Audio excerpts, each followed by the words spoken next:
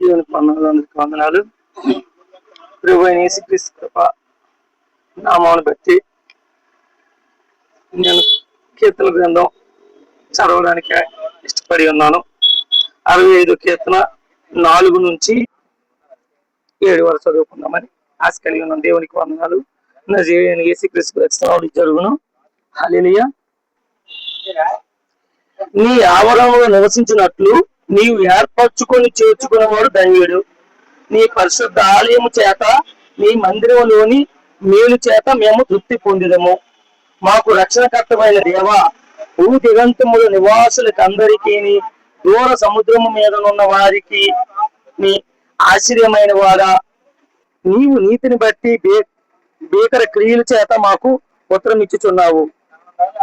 బలమునే నడికట్టుగా కట్టుకుని వాడివై తన శక్తి చేత పర్వతమును స్థిరపరచువాడు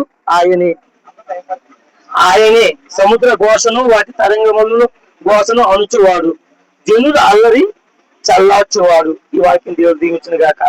కీర్తన గ్రంథం 65 అధ్యాయము 4 నుంచి 7 వచనం వరకు చదువుకున్నాం. దేవునికి వందనాలు. ఆయనకి మహిమ కలుగును గాక. ఈ లోకయాత్రలో మనం కొంతకాలం అవుతాము.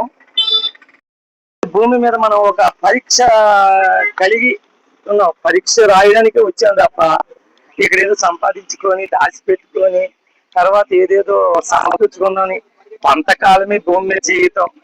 ఎందుకంటే ఈ రోజు మనిషి ఆయుష్ ఆయన చేతిలో ఉంది.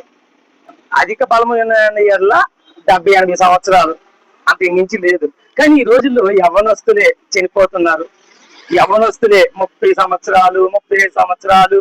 ఎందుకు చనిపోతున్నారు అంటే ప్రేమ, లోక ప్రేమ. నన్ను మోసం చేశారు ప్రేమ, వాళ్ళు నన్ను మోసం చేశారు ప్రేమ. ఇదంతా వ్యర్థమైన ప్రేమ. ఈ వాక్యం దేవుడు దీవించిన గాక. నా హిందూ సోదరులందరికీ నా హృదయపూర్వక నమస్కారాలు. ఇస్లాం సోదరులకు సలాం లేకు.